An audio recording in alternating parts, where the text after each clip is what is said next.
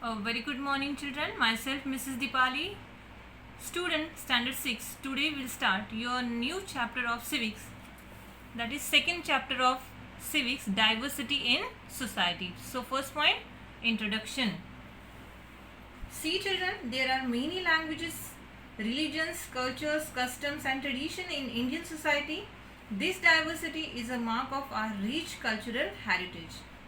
We live among people who speak different languages such as Marathi, Kannada, Telugu, Bengali, Hindi, Gujarati, Urdu. They celebrate their festival and cultural events in different ways. Their models of worship are also different. Our country consists of religions with different historical legacies where this diversity is shared and celebrated. As all these different communities in our country have lived together for many years, a feeling of oneness has developed among them. This feeling of oneness leads to unity in Indian society.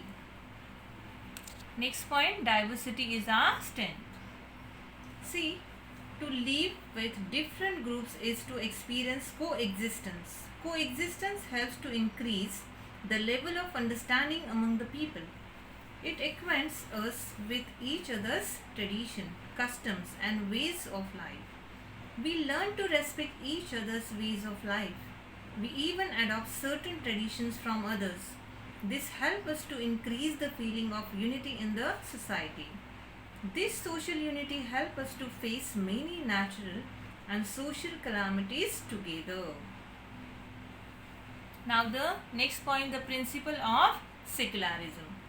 See, children, Indian society consists of people following different religions. Our constitution has made important provisions to ensure that all religions communities will have to freedom to worship according to their faith and to help develop a feeling of mutual understanding. India is an important secular nation of the world. We have a great linguistic and religious diversity in our country. In order to preserve this diversity in a sound and healthy manner, we have accepted the principle of secularism accordingly. No religion is recognized as a religion of our country. As we know that Gulf country, Islam is the main religion of them. But in our country, all religions are equal.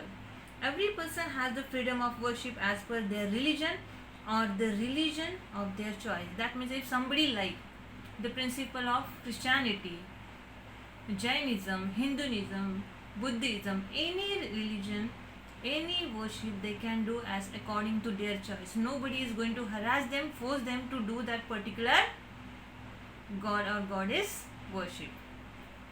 There can be no discrimination among the people on the basis of their religion. The people of all religions are treated equally by the state. Opportunities for education, means of livelihood and government jobs are made available to all. There is no discrimination on the basis of religion. There are special provisions in the Constitution for the protection of religious and the linguistic minorities.